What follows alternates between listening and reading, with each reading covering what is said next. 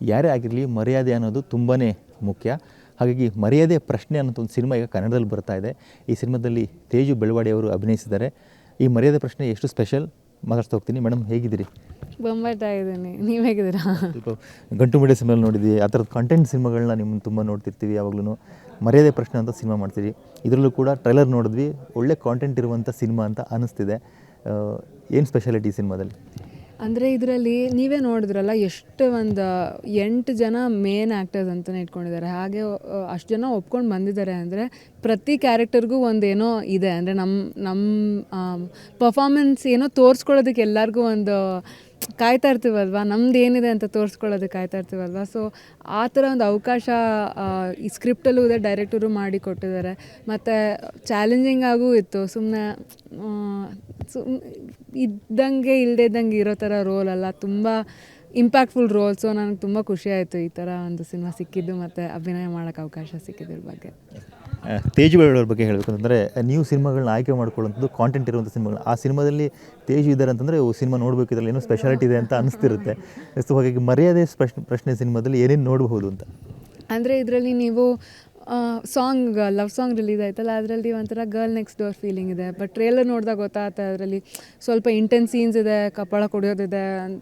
So ಏನು reveal ಮಾಡೋದಕ್ಕಾಗಲ್ಲ, cinema ನೋಡಬೇಕು ನೀವು 22. ಬಟ್ ತುಂಬ ನನಗೆ ಒಂಥರ ನನ್ನ ಮೇನ್ ಇಂಟ್ರೆಸ್ಟ್ ಲೈಫಲ್ಲಿ ಅಂದರೆ ನನಗೆ ಪರ್ಫಾರ್ಮ್ ಮಾಡೋದಕ್ಕೆ ಒಂದು ಸ್ಪೆಕ್ಟ್ರಮ್ ಸಿಗಬೇಕು, ಬೇರೆ ಬೇರೆ ರೇಂಜ್ ಆಫ್ ಇಮೋಷನ್ನ ತೋರಿಸೋದಕ್ಕೆ ಒಂದು ಸ್ಪೆಕ್ಟ್ರಮ್ ಸಿಗಬೇಕು. ಆ ಥರ ಒಂದು ಮರ್ಯಾದೆ ಪ್ರಶ್ನೆ ನೀವು ಎಕ್ಸ್ಪೆಕ್ಟ್ ಮಾಡ್ಬೋದು.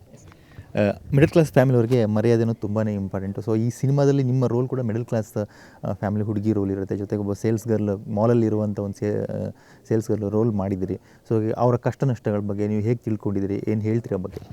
ಅಂದರೆ ನೀವು ಒಂದು ಎಕ್ಸಾಂಪಲ್ಗೆ ಹೇಳ್ತೀನಿ. ಈಗ ನಾವು ಮೆಟ್ರೋ ಅಲ್ಲಿ ಹೋಗ್ತಾ ಇದ್ದರೆ ಸ್ಕ್ಯಾನ್ ಮಾಡ್ತಾರಲ್ಲ, ನಾವು ಅವ್ರ ಶೂಸಲ್ಲಿ ತೂತಾಗಿದ್ರೆ ಅದೇ ಶೂಸ್ ಮ್ಯಾಚ್ ಆಗೋದಕ್ಕೆ ಅದೇ ಕಲರ್ ಸಾಕ್ಸ್ ಹಾಕ್ಕೊಂಡಿರ್ತಾರೆ, ಅದನ್ನ ಜಡ್ಜ್ ಮಾಡ್ತೀವಿ. ಅಥವಾ ಇನ್ನೂ ವರ್ಸ್, ಅವ್ರು ಇದ್ದಾರೆ ಅಂತ ಅವ್ರನ್ನ ಗಮನಿಸೋದು ಇಲ್ಲ ಸುಮ್ಮನೆ.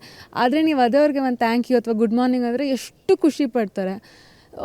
ಅಂಥದ್ದು ಅಂದರೆ ಈ ಸೇಲ್ಸ್ಗಳಲ್ಲೂ ಅವಳು ಹುಡುಗಿ, ಅವಳಿಗೂ ಏನೋ ತೊಗೋಬೇಕು ಅನ್ನೋ ಆಸೆ ಇರುತ್ತೆ. ಬಟ್ ಪ್ರತಿ ಹಂತದಲ್ಲೂ ಯಾರೊಬ್ಬರು ಅವಳಿಗೆ ಹೇಳೋರು ಇದ್ದೇ ಇರ್ತಾರೆ, ನೀನು ಸೇಲ್ಸ್ಗಳು ಅಂತ.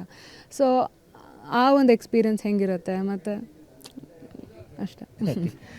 ನೀವು ಯಾವ ಥರ ಪರ್ಸ್ನಲ್ ಲೈಫಲ್ಲಿ ಒಂದು ಪ್ರಶ್ನೆ ಕೇಳಿದ್ರೆ, ಈ ಕೆಲಸ ಮಾಡಬೇಕಪ್ಪ, ಇದು ಮರ್ಯಾದೆ ಪ್ರಶ್ನೆ, ಇದು ನಾವು ಮಾಡಲೇಬೇಕು ಅಂತ ಅನಿಸಿದ್ದು ಆ ಥರದ ಇದೆಯಾ, ಹೇಳ್ಕೊಬೋದಾ?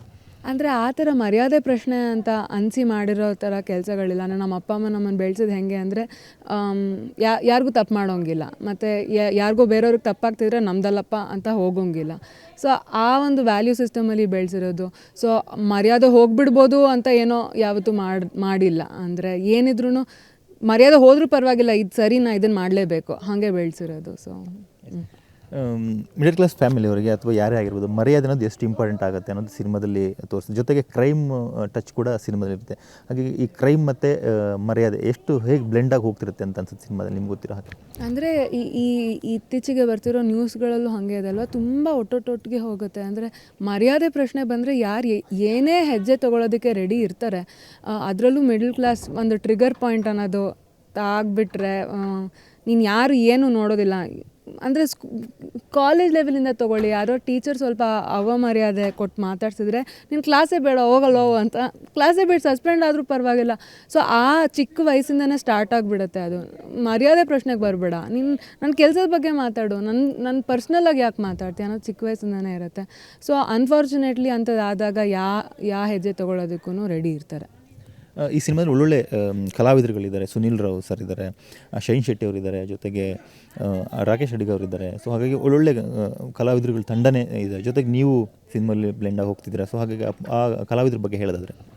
ನನಗೆ ತುಂಬ ಖುಷಿ ಇದೆ. ಅಂದರೆ ಇದರಲ್ಲಿ ಒಂಥರ ಫ್ರೆಂಡ್ಸ್ ಫಾರ್ ಲೈಫ್ ಥರ ಸಿಕ್ಕಿದ್ದಾರೆ ನಂಗೆ. ಇದರಲ್ಲಿ ಪೂರ್ಣ ಆಗಿರ್ಬೋದು, ತುಂಬ ಮಜವಾಗೆ ಶೂಟ್ ಡೇಸ್ ಕಳೆದಿರೋದು. ಮತ್ತು ರಾಕೇಶು, ಪೂರ್ಣದೊಂದು ಒಂದು ಕಪ್ಪಳ ಹೊಡೆಯೋ ಸೀನ್ ಇತ್ತಲ್ಲ, ಅದರಲ್ಲಿ ನಾನು ಯಾವತ್ತೂ ಯಾರಿಗೂ ಹೊಡೆದಿಲ್ಲ, ಅದು ಸ್ವಲ್ಪ ಜೋರಾಗೇ ಹೊಡೆದಿರೋದು. ಮತ್ತು 4 ಟೇಕ್ ತೊಗೊಂಡ್ವಿ, ಪ್ರತಿ ಸತಿನೂ ಪೂರ್ಣ ಪರವಾಗಿಲ್ಲ ಗೋ ಫಾರ್ ಇಟ್ ಅಷ್ಟು ಒಂಥರ ಜನರಸ್ ಆ್ಯಕ್ಟರ್ ಜೊತೆ ಕೆಲಸ ಮಾಡೋ ಎಕ್ಸ್ಪೀರಿಯನ್ಸೇ ಬೇರೆ ಥರ ಇರುತ್ತೆ.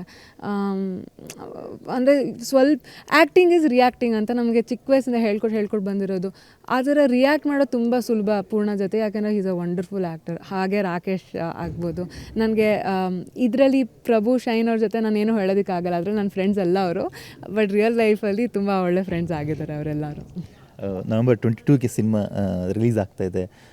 ಆ್ಯಕ್ಚುಲಿ ನೀವು ಮಾಡೋ ಸಿನಿಮಾಗಳ ಬಗ್ಗೆ ನೋಡಿದಾಗ ಕತೆ ತುಂಬ ಇಂಪಾರ್ಟೆಂಟ್ ಆಗುತ್ತೆ ಅಂತ ಅನಿಸ್ತಿರುತ್ತೆ. ಸೊ ಈ ಸಿನಿಮಾ ಆ ಥರದೊಂದು ಕಾಂಟೆಂಟ್ಗಳನ್ನ ಹಾಡುಗಳನ್ನ ನೋಡಿದಾಗ ಹಾಗೆ ಅಂತ ಅನಿಸುತ್ತೆ.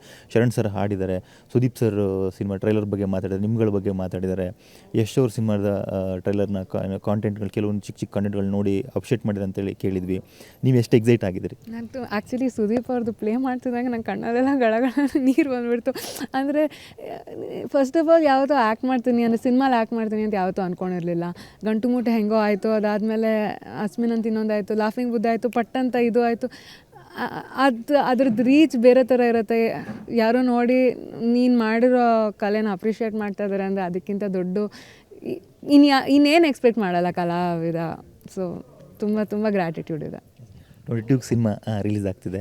ಸೊ ಹೇಗಿದೆ ನಿಮ್ಮ ಇಮ್ಯಾಜಿನೇಷನ್ ಅಂತ? ಅಂದರೆ ನಾವೆಲ್ಲರೂ ಟೀಮ್ ಅವ್ರು ಆ್ಯಕ್ಚುಲಿ ಸೇರಿ ಸಿನಿಮಾ ನೋಡಿದ್ವಿ ಒಂದು ಸರ್ತಿ. ಸೊ ಉತ್ಸಾಹ ಇನ್ನೂ ಜಾಸ್ತಿ ಇದೆ. ನೋಡಿದ ಮೇಲೆ ಚೆನ್ನಾಗಿದೆ ಅಂತ ಹೇಳೋದಕ್ಕೆ ಇನ್ನೂ ಹುಮ್ಮಸ್ಸಿರುತ್ತೆ. ಸೊ ತುಂಬ ಎಕ್ಸೈಟ್ಮೆಂಟ್ ಇದೆ. ಜನ ಹಾಡೆಲ್ಲ ನೋಡಿದಾಗ, ಟೇಕ್ ಇಟ್ ಈಸಿ ಸಾಂಗ್ ನೋಡಿದಾಗ ಜನ ಸ್ವಲ್ಪ ಸ್ಮೂತ್ ಈಸಿ ಫಿಲ್ಮ್ ಅಂತ ಅಂದ್ಕೊಂಡಿದ್ರು ಅನ್ಸುತ್ತೆ. ಬಟ್ ಟ್ರೇಲರ್ ನೋಡಿದಾಗ ಬೇರೆ ಅಂಶಗಳಿದೆ ಅಂತ ಗೊತ್ತಾಗಿದೆ. ಸೊ ಎಕ್ಸೈಟ್ಮೆಂಟ್ ಇದೆ ಅಂದರೆ ಜನ ಹೆಂಗೆ ಇದನ್ನು ರಿಸೀವ್ ಮಾಡ್ತಾರೆ ಅನ್ನೋದ್ರ ಬಗ್ಗೆ. Thank you very much.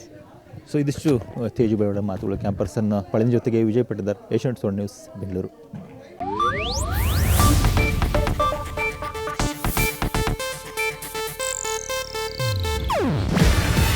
ಇದು ಏಷ್ಯಾನೆಟ್ ನ್ಯೂಸ್ ನೆಟ್ವರ್ಕ್ ಪ್ರಸ್ತುತಿ. ನೀವು ನೋಡ್ತಿದ್ದೀರಾ ಏಷ್ಯಾನೆಟ್ ಸುವರ್ಣ ನ್ಯೂಸ್.